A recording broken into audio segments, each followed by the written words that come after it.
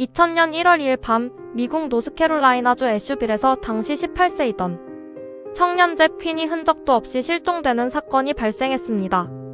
잽 퀸은 지역 월마트의 전자제품 매장에서 성실하게 근무하던 평범한 청년이었으며 실종 당일에도 평소와 다름없이 자신의 교대 근무조를 모두 마친 상태였습니다.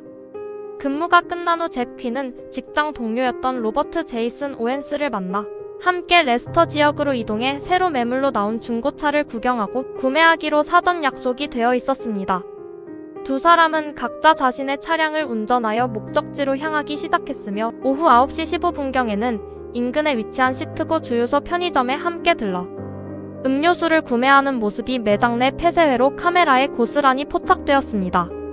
이 영상 기록은 잽 퀸이 살아있는 상태로 목격된 마지막 생생한 공식 행적이 되었습니다. 편의점을 나와 도로를 달리던 중 뒤따라오던 잽 퀸은 자신의 차량 전조등을 연속으로 깜빡이며 앞서가던 오웬스에게 차를 길가에 세우라는 신호를 보냈습니다. 차가 멈추자 잽 퀸은 오웬스에게 다가와 자신의 삐삐로 급한 호출 연락이 들어왔다며 근처 공중전화를 찾아가 즉시 확인 전화를 걸어야 한다고 말했습니다. 오웬스가 경찰에 진술한 내용에 따르면 공중전화 부스에 다녀온 잽 퀸은 이전과 달리 극도로 흥분하고 당황한 기색이 역력한 상태였습니다. 잽 퀸은 오웬스에게 중고차를 보러 가려던 오늘 밤의 모든 계획을 급히 취소해야겠다고 말한 뒤 자신의 차에 올라타 급하게 현장을 빠져나갔습니다. 이 황급한 출발 과정에서 잽 퀸의 차량은 오웬스가 타고 있던 트럭의 후미를 강하게 들이받는 사고를 내기까지 했습니다. 오웬스는 그날 밤 잽 퀸이 떠난 직후 자신도 다른 장소에서 별도의 교통사고를 당해 머리와 갈비뼈에 큰 부상을 입고 병원 응급실 치료를 받았다고 주장했으나 경찰 조사 결과 당일 해당 지역에 접수된 오웬스의 사고 기록은 단 한 건도 존재하지 않는 것으로 밝혀져 의혹을 키웠습니다. 사건 발생 이튿날인 1월 3일 잽 퀸이 밤새 귀가하지 않고 연락마저 두절되자 그의 어머니는 경찰에 공식 실종 신고를 접수했습니다. 수사가 본격적으로 시작되자마자 사건 주변에서는 기이하고 의심스러운 정황들이 연이어 나타나기 시작했습니다.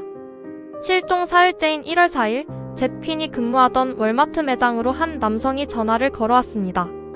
수화기 너머의 남성은 자신이 잽 퀸이라고 주장하며 현재 몸이 너무 아파 오늘 출근하지 못하겠다는 음성 메시지를 남겼습니다.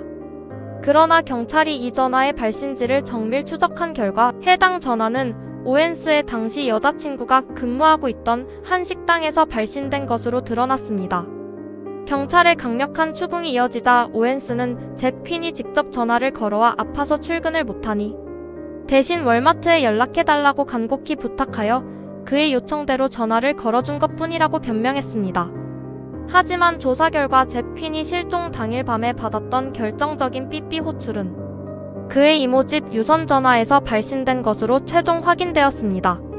정작 그의 이모는 당일 저녁 집을 비우고 외부에서 식사를 하고 있었으며 누군가 빈집에 무단으로 침입해 전화를 걸어 오작동을 유도했거나 거짓 호출을 보낸 것이 틀림없다고 주장했습니다.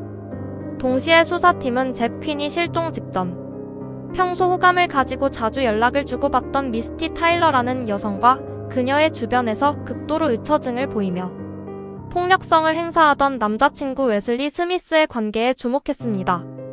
이들 사이의 갈등이 범행의 동기가 되었을 가능성이 제기되었습니다. 잽 퀸이 실종된 지 수일이 경과한 1월 6일 그의 차량인 마즈다 프로테제가 어머니가 근무하는 병원 근처의 한 바비큐 식당 주차장에서 마침내 발견되었습니다. 발견 당시 차량의 상태는 극도로 기괴하고 비상식적인 모습을 띠고 있었습니다. 차량의 헤드라이트는 완전히 켜진 상태로 방치되어 있었고 차량 뒷유리창에는 분홍색 립스틱을 사용해 입술 모양의 키스 마크와 커다란 느낌표가 정교하게 그려져 있었습니다.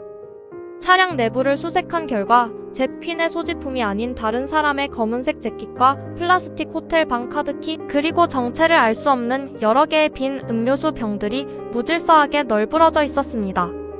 더욱이 차량 뒷좌석에는 완전히 생소한 살아있는 생후 수개월 된 레브라도 리트리버 강아지 한 마리가 갇힌 채 발견되어 수사관들을 당황하게 만들었습니다.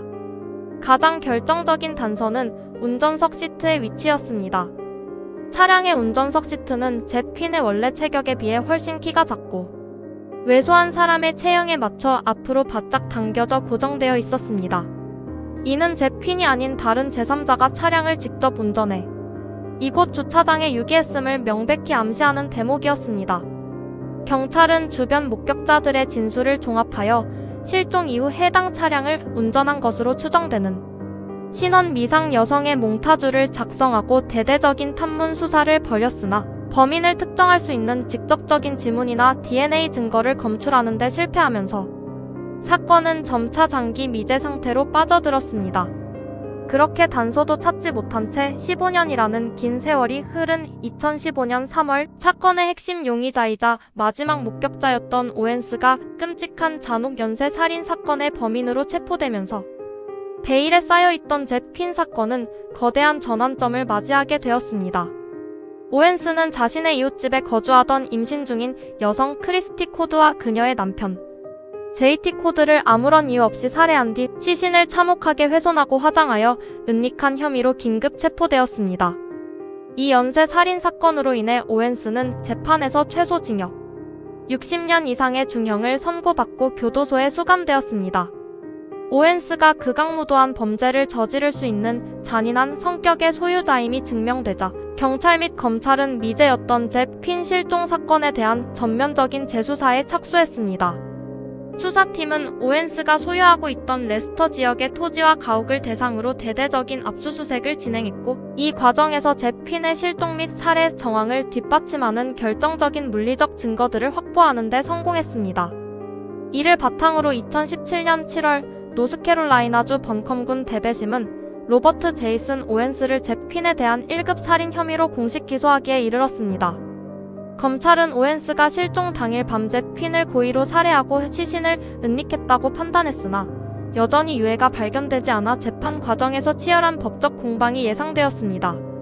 결국 최초 실종일로부터 무려 22년이 지난 2022년 7월 25일 오웬스는 법정에서 형량을 낮추기 위한 유죄 인정 감형 협상을 선택했습니다.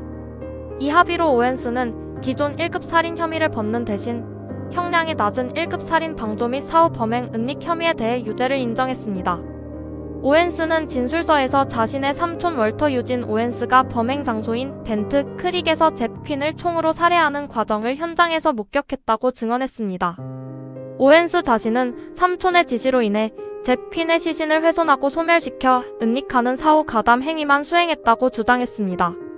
구체적인 범행 동기에 대해서는 과거 잽 퀸이 연락하던 미스티 타일러의 남자친구 주변 인물이 자신의 삼촌을 청부 살인업자로 고용하여 발생한 계획적 범죄라는 주장을 내놓았습니다. 재판부는 오웬스의 유죄 인정을 받아들여 추가형을 집행했습니다. 미제로 남았던 22년의 기나긴 미스터리는 피해자의 자백으로 마침내 마무리되었지만 여전히 주범 삼촌은 이미 사망하여 추가 신문은 불가능합니다. 정말 그의 말대로 삼촌에 의한 범행이었을까요? 여러분의 생각을 댓글로 남겨주세요. 오늘 영상이 흥미로우셨다면 구독과 좋아요 부탁드립니다. 감사합니다.